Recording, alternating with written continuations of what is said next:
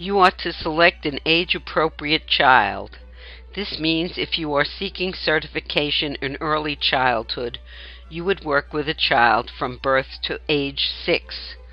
Those seeking certification for childhood education would tutor a child about age 6 to 10.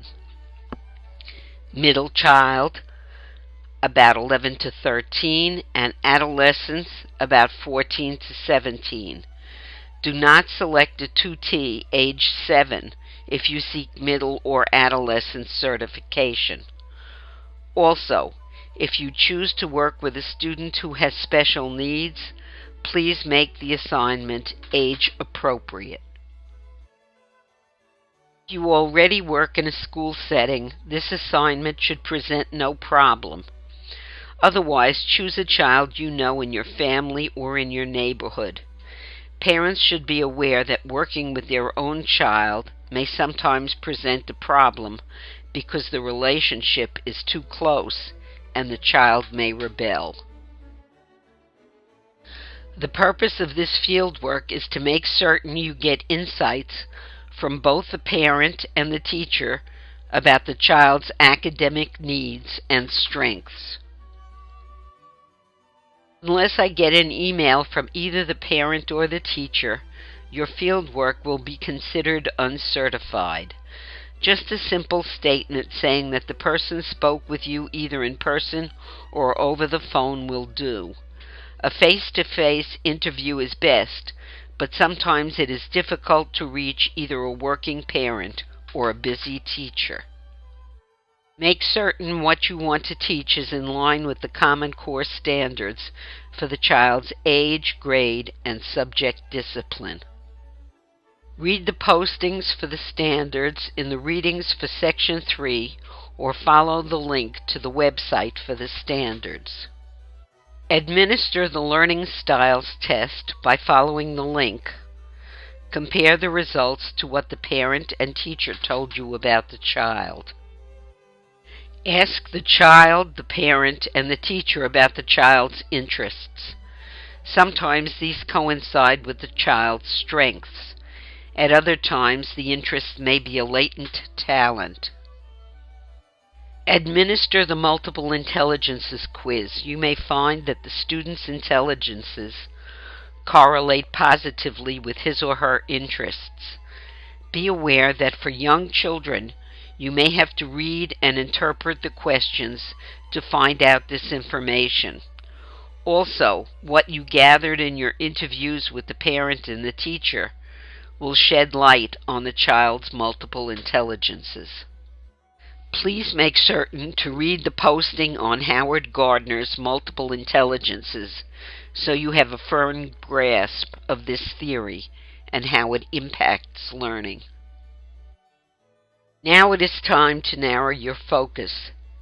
Just saying you want to improve reading or math skills is much too broad. A better aim for what you would do would be to find the main idea and 3 supporting details in a passage, or to have the child learn how to add negative and positive numbers. Make certain the work is age appropriate. Good communication with the school will help you augment the teacher's efforts with the youngster.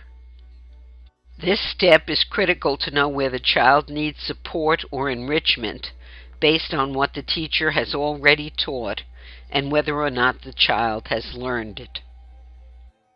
Please read Vygotsky's theory of proximal development. It allows for a learner to integrate new information into what he or she already knows. This is a form of constructivist learning by having the child make meaning of what you are teaching based on the youngster's prior knowledge, and you are beginning where the child is. Whenever possible, relate the information to real-world experiences.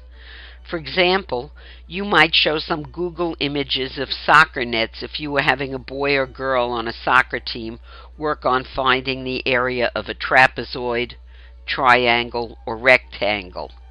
These shapes are illustrated in various types of nets. Seeing what former students have done, serves two purposes. First, it gives you a model as you sit before a blank screen. Second, it allows you to see how I have graded a paper. In assessment, grading is transparent through the rubric. I include a graphic organizer for every assignment. It helps those with spatial intelligence to visualize, organize, and simplify complex thinking. The organizer also includes everything necessary to fulfill the assignment correctly. This step is crucial to make certain you have completed all parts of the assignment. The level at which you do this is indicated by reading across each row. All parts of the assignment are listed vertically, and the score is tallied at the bottom of the rubric. This assessment will be attached to whatever you post in the assignment area. Each assignment asks for your reflection on it. It helps you monitor the process you went through with the work and allows me to intervene by clarifying if necessary and giving you feedback on what you have done. Please download and complete the fieldwork form posted in Session 3 materials. If you need a letter of permission to visit a school, this is also posted. Remember, I cannot certify your fieldwork until I receive an email from either the parent or the teacher of your tutee. If you have chosen an age-appropriate child for your certification and indicated a narrow area for your tutorials, I will then approve the certified fieldwork and return it to you in the Session 3 assignment area of Blackboard. Step 7 elaborates exactly how to submit your work to the assignment area in Blackboard. Do not email it to me or post it in the discussion area, as your assignment grade will not be calculated in your class average in my grade book or where you can see it in the My Grades link. Step 8 shows you how to upload your work to your electronic portfolio in TaskStream. Everyone in the class will have an e-portfolio that will demonstrate what you know and can do by the end of this course. If you have followed these instructions implicitly, you should have no problem completing the assignment with all its requirements.